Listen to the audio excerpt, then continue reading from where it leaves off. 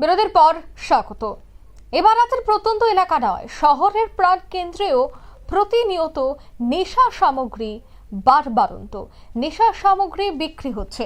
ঠিক তেমনি ভট্টপুকুর আপনজন ক্লাব সংলগ্ন সুমন দেবের বাড়িতেও প্রচুর পরিমাণে নেশা সামগ্রী উদ্ধার হয়েছে।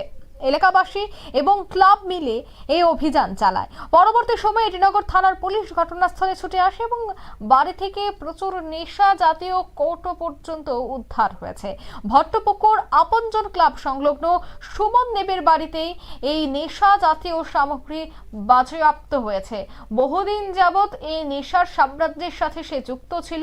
অবশেষে পুরো বাড়িতে তল্লাশি চালিয়ে কিন্তু এই নেশা জাতীয় সামগ্রীগুলি সেখানে সংগ্রহ করা হয়েছে। সেই ছবি, সেই ভিডিও আপনারা দেখতে পাচ্ছেন। সে বিষয়ে কি বলছেন কর্পোরেটর অভিজিৎ মল্লিক, শোনাচ্ছি। আমি কিছুক্ষণ আগে আমাদের এখানে ক্লাব থেকে খবর পেলাম, আপনজন ক্লাব, যে ওরা বলছে যে এখানে একটা বাড়িতে আইডেন্টিফাই করা হয়েছে যে এখানে প্রচুর সামগ্রী, যে কোটা জাতীয় যে ড্রাগ ওরা ব্যবসা করছে। সুমন দেব নামে যে ছেলেটা, যথারীতি আমরা এখানে আসলাম। আসার সাথে সাথে আমাদের এখানে এলাকার সবাই, জনসাধারণ যারা এসে সবাই এসেছেন এবং সাথে আমাদের যারা যুব মোর্চার ভাইরা তারাও এসেছে।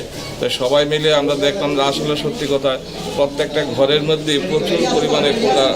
আমার মনে হচ্ছে সে এখানে হোলসেল বিক্রি করে এবং ঘরগুলোর যে অবস্থা দেখলাম যে নেশা হয়তো বা এখানেই করানো হয়। যারা নেশা কিনতে আসে তারা এখানে নেশাটা করা যায়, একটা অবৈধ বারের মতো অবস্থা। তো এখানে করা হচ্ছে। তো কিছুদিন আগেও এখানে এলাকা থেকে তাকে ধমকানো দেওয়া হয়েছিল যে এইসব ব্যবসা যেন না করা হয়। দীর্ঘদিন ধরেই শুনলাম যে এখানে এসে যে অনেকদিন ধরে সেই ব্যবসা করে। তো সেই ব্যবসা বন্ধ করার জন্য চেষ্টা করা হয়েছে। আমাদের এই বিধানসভা এমনিতে আমাদের মাননীয় মুখ্যমন্ত্রী ডক্টর আমাদের প্রফেসর মানিক শাহ মহাশয়ের বিধানসভা। এখানে আমরা ড্রাগের বিরুদ্ধে আমরা সবসময় আমরা লড়াই করে থাকি। তো আমাদের অত্র এলাকার কোনো জায়গায় আর এরকম নেই ড্রাগ বিক্রি করার। এরকম অনেকদিন পরে এরকম একটা জায়গা একটা আইডেন্টিফাই করতে পারলাম আমরা। এরকম আমাদের প্রত্যেক যুব ভাই যারা আছে সবার প্রতি আমার অনুরোধ থাকবে যে আমাদের মাননীয় মুখ্যমন্ত্রীর যে কথা, যে ড্রাগের বিরুদ্ধে আমরা আন্দোলন গড়ে তোলা, সেদিকে লক্ষ্য রেখে যে প্রত্যেক এলাকায় এরকমভাবে খোঁজ নেওয়া, কোথায় কীভাবে ড্রাগ বিক্রি করছে খবর নেওয়া এবং আমাদের পুলিশকে খবর দেওয়া এবং আমাদেরকে খবর দেওয়া। আমরা আসবো, কথা বলবো, পুলিশও আসবে।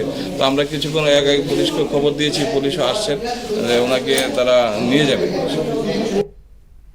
আপনারা শুনলেন কর্পোরেটরের বক্তব্য। বিপুল পরিমাণে নেশা সামগ্রী জনতার হাতে উদ্ধার হয়েছে। পরে এডিনগর থানা পুলিশকে খবর দিলে এডিনগর থানার পুলিশ ঘটনাস্থলে ছুটে এসে এই যুবককে গ্রেফতার করেছে। তবে আগামী দিনেও এই ধরনের বিভিন্ন বিষয়ে যেভাবে এলাকাবাসীকেও সচেতন থাকতে হবে, ঠিক তেমনি পুলিশ প্রশাসনকেও কাজ করতে হবে বলে মনে করছেন শুভবুদ্ধি সম্পন্ন মহল। নিয়ে নিচ্ছি ছোট্ট একটি বিজ্ঞাপন বিরতি, সঙ্গে থাকুন।